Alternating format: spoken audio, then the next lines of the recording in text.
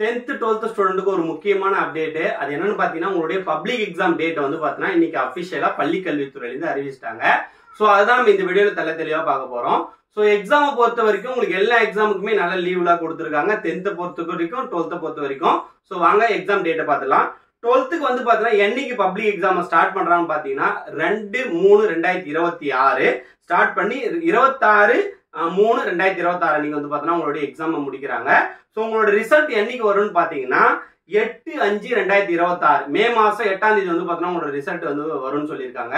அதுக்கப்புறம் உங்களுக்கு practical exam நடக்கும் பாத்தீங்களா, அது வந்து பாத்தீங்கன்னா 9/2/2026 பிப்ரவரி வந்து பாத்தீங்கன்னா பிராக்டிகல் எக்ஸாம் ஸ்டார்ட் பண்றாங்க. அது என்னைக்கு முடியும்னு பாத்தீங்கன்னா 14/2/2026 வந்து பாத்தீங்கன்னா பிராக்டிகல் எக்ஸாம் முடியும்னு சொல்லியிருக்காங்க.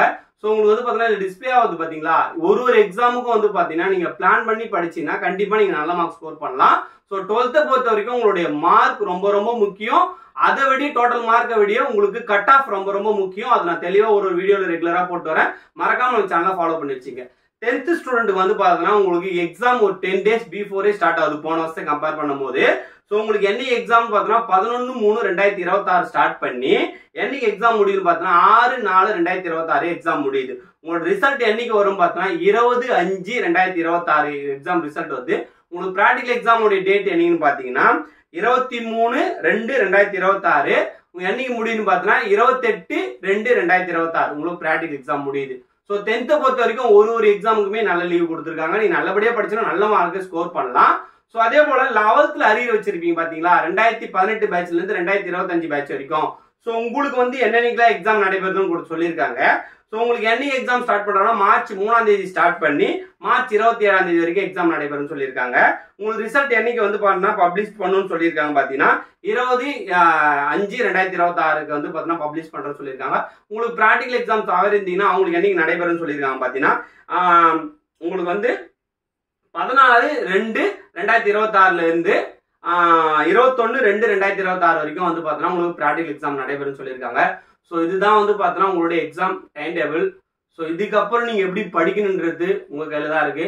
சோ அதுக்கு ஹெல்ப் பண்றதுக்கு நம்ம சேனல்ல ரெகுலரா கொஸ்டின் பேப்பர், அப்புறம் இம்பார்ட்டன்ட் கொஸ்டின், எப்படி படிக்கணும், ஸ்டடி பிளான் எல்லாமே நம்ம சேனல்ல வரும். சோ நீங்க மறக்காம இன்ஸ்டாகிராம ஃபாலோ பண்ணி வச்சுங்க. யூடியூப்ல மறக்காம சப்ஸ்கிரைப் பண்ணி வச்சுங்க. ஏன்னா யூடியூப்ல நான் டிஸ்கிரிப்ஷன் லிங்க்ல உங்களுக்கு பிடிஎஃப் கொடுத்துருவேன், நீங்க டவுன்லோட் பண்ணிக்கலாம். வாட்ஸ்அப் சேனல் வந்து பாத்தீங்கன்னா இன்ஸ்டால டிஸ்கிரிப்ஷன்ல இருக்கு, நீங்க வந்து பாத்தீங்கன்னா ஜாயின் பண்ணிடுங்க. சோ இதுக்கப்புறம் நீங்க படிக்க ஸ்டார்ட் பண்ணா கூட கண்டிப்பா நீங்க பப்ளிக்ல நல்ல மார்க் ஸ்கோர் பண்ணலாம். சோ அதுக்கு ரெகுலரா படிக்கணும். சோ பார்த்தோன்னே கொஞ்சம் பயம் வந்திருக்கும். ஆனா இதுக்கப்புறம் பயத்துல தூக்கி வச்சுட்டு நீங்க ரெகுலரா படிச்சீங்கன்னா கண்டிப்பா நல்ல மார்க் ஸ்கோர் பண்ணலாம். அதுக்கு என்னைக்குமே நம்ம சேனல் வந்து பாத்தீங்கன்னா உங்களுக்கு சப்போர்ட்டிங்கா இருக்கும். சோ உங்களுக்கு ஏதாவது டவுட்ஸ்னா கூட என்னோட நம்பருக்கு நீங்க கான்டாக்ட் பண்ணலாம். நான் உங்களுக்கு ரெகுலரா கைட் பண்றதுக்கு நான் ரெடி.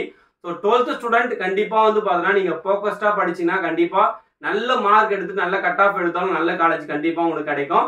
அதே போல வந்து பாத்தீங்கன்னா 10th ஸ்டூடெண்ட் உங்களுடைய மார்க் பொறுத்தா நீங்க 11th என்ன குரூப் எடுக்க போறேன்றது நீங்க டிசைட் பண்ண முடியும். சம் ஸ்கூல்ல மார்க் பேஸ் பண்ணி தான் உங்களுக்கு குரூப்பே தராங்க. ஸோ அதனால 10th மார்க்கும் ரொம்ப முக்கியம்.